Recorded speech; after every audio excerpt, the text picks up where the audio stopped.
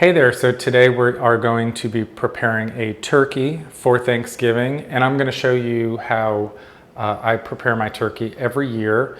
It is a very traditional way. I don't have a lot of fancy techniques or trends that I use to do my turkey. I do it the same way every year, and every year I get a phenomenally delicious and tender turkey. So we're going to start with a process. You've got a store-bought turkey. You want to remove the timer. You do not need that, and you do not want to rely on it. And then the second thing, if it does come with this, is you want to remove any plastic pieces that are holding it together. So just grab those right out of there and pull out the innards. I like to do this on a towel. It keeps the turkey nice and still, but it also absorbs any water that might come out.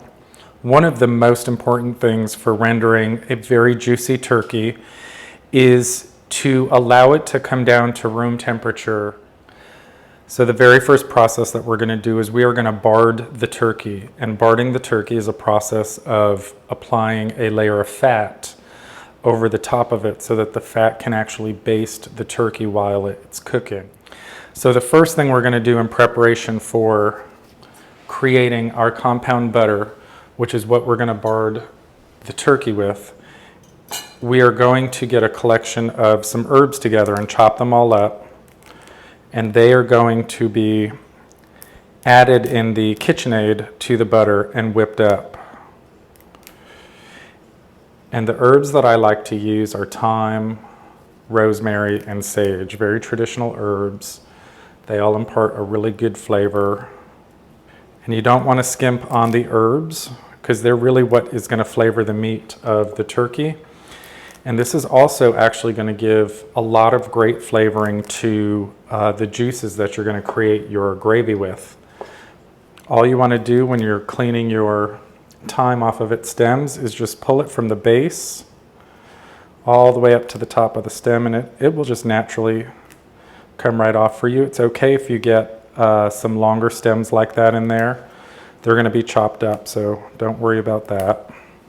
And then I'm going to shear off some rosemary to add to it. I'm not going to use too much rosemary because it is very pungent and you don't want to overpower the flavor.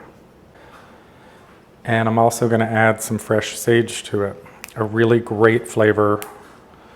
It's kind of a velvety, woody, earthy type of a flavor. It's going to be great in the turkey. Again, also will give a great flavor to the drippings for the gravy. So now that I have the pile together, I'm just going to chop them all up till they're all about an even size. So this is about how fine you want your herbs to be that you're going to include in your butter. Now that that is done, I've got my salt, I've got my herbs, and we are going to come over to the mixer. So as I'm adding my butter, I am using all unsalted butter again. I really only ever use unsalted butter. We're going to scrape it into the bowl.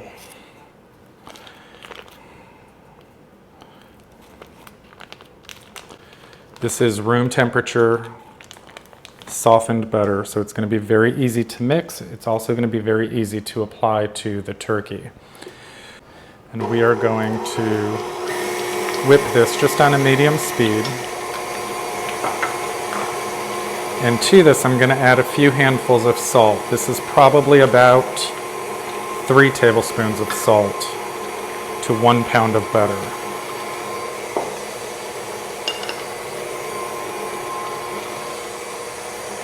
And then once that's mixed, we're going to add our herbs in.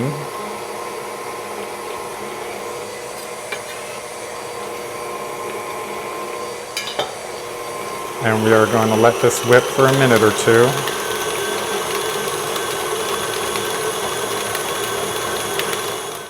And so now we've got our whipped butter. This is called a compound butter, where you're whipping an ingredient into the butter. And after we clean off our paddle, we are going to bring this over to our board where the turkey is, and we are going to start stuffing the turkey. So we've got our compound butter finished here. How beautiful does that look? All those herbs and the salt in it has a really nice salty flavor. You don't want your butter to be too salty, but you do want to taste the salt in it because that's just going to help to give the turkey a little bit of a brine as it's cooking. So before I add that, we are going to add a pinch of salt, a good hefty pinch of salt to the interior of the cavity of the turkey. And I'm going to rub it in with my hands. Now that that's done, we are going to separate the skin of the turkey from the meat of the turkey very carefully. What's going to happen is we are going to stuff the butter underneath each part of the skin, and as it cooks, all that butter is just going to liquefy and it's going to baste the turkey as it's cooking. So grabbing the skin with your fingers, you want to slowly pull the skin away from the meat as gently as possible. And you want to try to get in as deep as you can go without tearing the skin. And you can feel, as your fingers are working back and forth, you can feel the underside of the skin separate from the meat.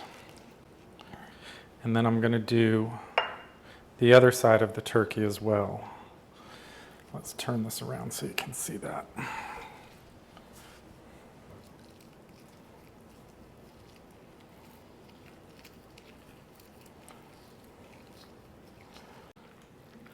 If you do have short hands, you can take the back of a metal spoon. You want it to be flat. You don't want it to be round. Round, you could puncture it, but when it's flat, it can go right in between the skin and the breast meat, very gently on both sides.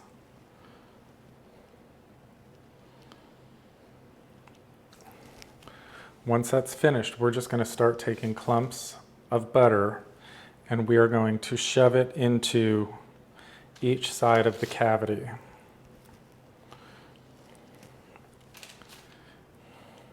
You want to be very generous when applying this butter. This can get a little messy, but that's okay. Once you get a clump in there, you can push it through with your fingers and get it all the way in. And right now I see just a small film of butter under there. I want to keep applying that. I want a nice thick layer of butter.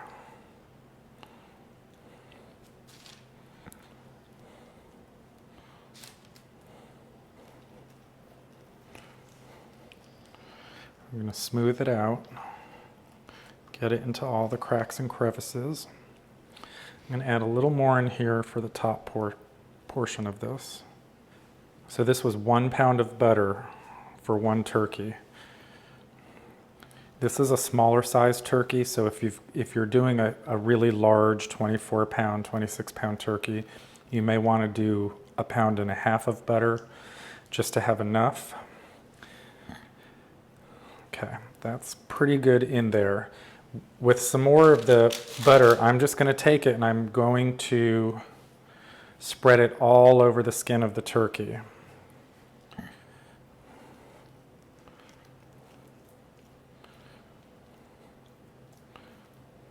All this fat is really going to help the turkey to stay moist.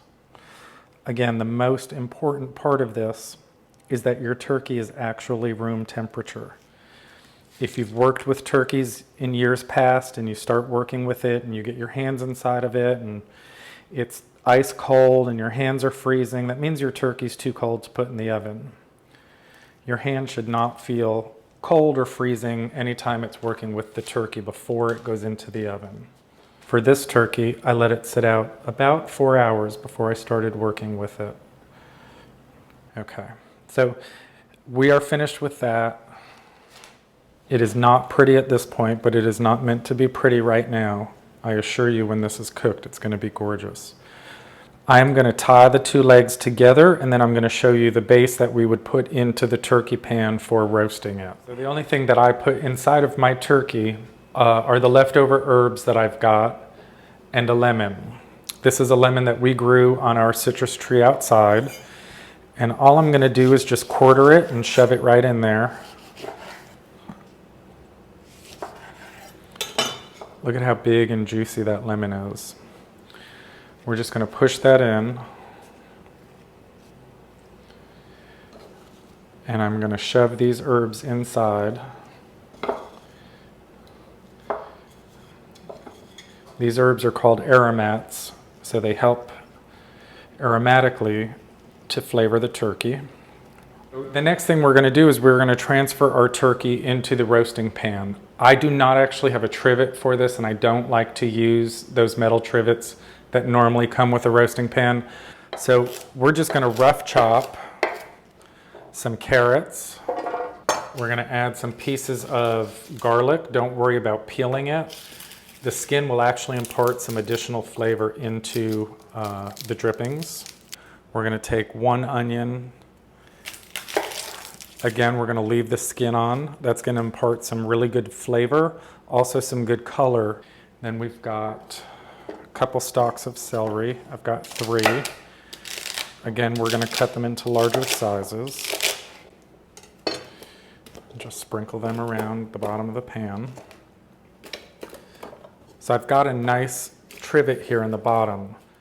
And in order to tie up your drumsticks, you're going to wrap your string around once or twice, tie a knot into a double knot. Leave enough on both ends because you're going to need some for this end to tie on the other end. Bring your drumsticks together and cross them over.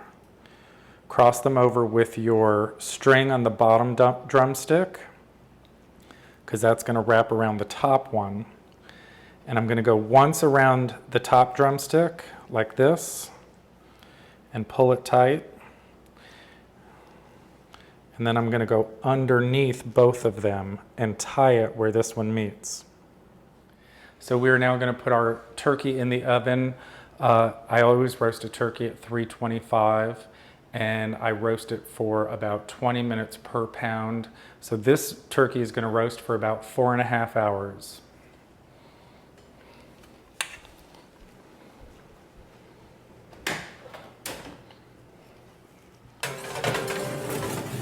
Now that the turkey's in the oven cooking, I am going to share with you my mother's stuffing recipe.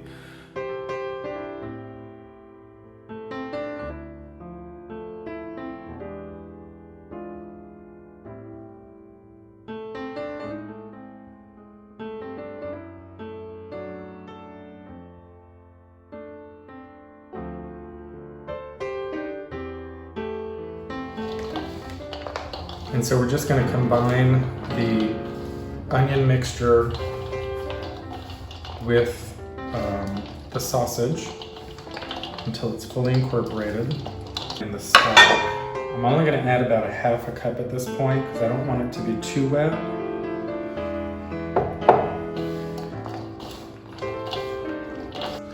The poultry seasoning and the eggs.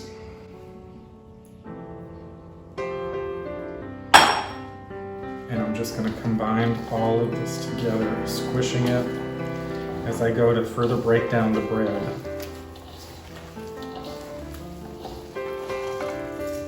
What I'm tasting for is for the flavors to start coming up. I want to be able to taste the poultry seasoning, the celery, the onions, the actual bread itself. You should be able to taste all of those flavors, and adding salt a little bit at a time is what's going to help that. That's perfect. Our stuffing is in our pan. I'm going to add finally the skin on top.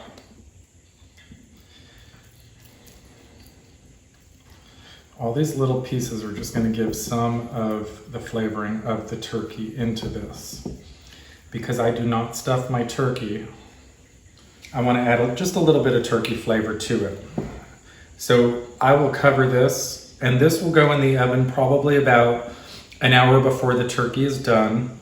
I'm going to cover it and put it in for about 30 minutes. And then after 30 minutes, I'm going to take the foil off and let it brown up and cook the rest of the way. Now is the time to present your turkey to your guests at Thanksgiving. And you've got a beautifully roasted turkey, and I'm sure like everybody else, you want to make it magazine worthy, right? So I'm going to show you a couple tricks to be able to do that, to bring it out to your table for your guests and to really make a presentation out of it. You want to let your turkey rest for a good 30 minutes, and after it's rested, you want to transfer it to your platter. But in order to do that and to do it so that it stays clean, take a piece of wax paper or parchment paper, put it on just one side of your platter that you're going to rest your bird on. And what you're going to do is when you transfer it, this is going to keep any grease from going onto your platter, and then you can slowly slide out that piece of parchment. So you're going to grab your bird, and you don't want to grab it by the skin, you want to grab it by the carcass, lift it out, set it on your parchment and slide it over. And then slowly slide your parchment out. That gives you a really nice, beautiful, clean platter without a lot of spills or anything like that. I have cut some rosemary out of my garden. I love these long stalks of rosemary. And think about crowning the turkey. So giving it a crown, or even filling in the back here, but layering your garnish so that it looks nice and full and thick. Don't be afraid to use a lot of it. And don't let it lay so flat on the platter that it looks flat. You know, let your rosemary spike up a little bit. You can do this with rosemary that you purchase from the grocery store. It's going to be a little bit shorter, but you can build that out. You can use any type of a leaf, fig leaves, lemon leaves. And then I have got here, I love to cut whole vegetables and fruits to garnish my platters with. And I've got these beautiful, they're just amazing artichokes. So I love to cut those in half, being very careful to slice a clean slice through the choke and through the stem, so you get a nice even half, and position them so that they're exposed and showing. So we're going to face the artichokes so that they're facing out. They make a really nice anchor for your turkey, so don't overspread out your items. Really make focal points when you're doing it. And the other thing that makes a really beautiful garnish are plums that are halved and quartered. The fruit looks really beautiful on a platter. It makes a great presentation. It's really easy to do, and I like to mix quarters and halves.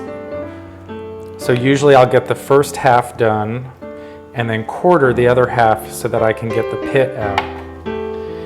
And I'll do the quarters along the edge of the bird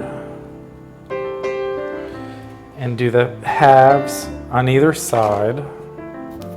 I like to buy a lot of items to garnish with.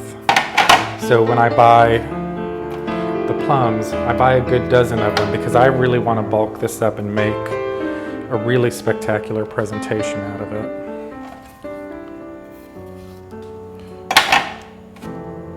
Don't worry about your turkey thinking that it's going to get cold before bringing it to the table. Your turkey is so warm that that is not going to ruin it. And so along with a beautiful pair of a carving set, you are going to carry out your beautifully presented turkey for Thanksgiving.